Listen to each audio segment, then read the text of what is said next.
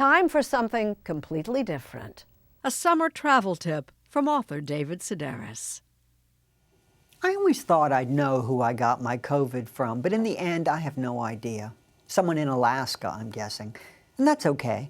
If you've never been, you should, if only for the wildlife. One afternoon in Kodiak, a pilot offered to take me up in his coffin-sized plane and give me a tour. "What are you interested in?" he asked. I'd already seen more eagles than I could count, so I answered bears. "They're not really congregating this time of year," he said, "but I could fly you over my parents' house and you could see that instead." So I did. In many of the towns I went to there was no place to buy a necktie, go to a restaurant or the grocery store, and everyone was dressed to kill something and then bathe in its blood. People's yards had piles of junk in them, old water heaters, outboard motors. I mentioned this to someone, and she explained that everything had to be shipped from the lower 48.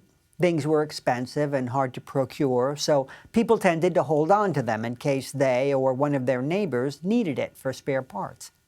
One thing I never understood about Alaska was the sense of community the people there have. Oh, it exists everywhere on some level. If one of my New York neighbors needed me to run to the grocery store, I would. If their apartment flooded, I'd offer up my spare room for a night. But we're not in the wilderness together. We're not hundreds of miles from the nearest emergency room.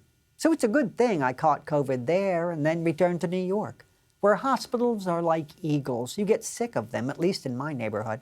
Only I won't need one. My COVID was like a mild cold. It's the only thing I brought home from Alaska.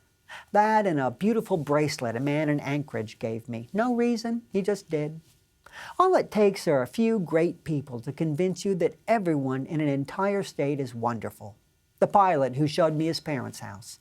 This stranger at the airport. A Jewish woman in Juneau named Libby who referred to herself as one of the frozen chosen. I'm telling you, Alaska, you gotta go.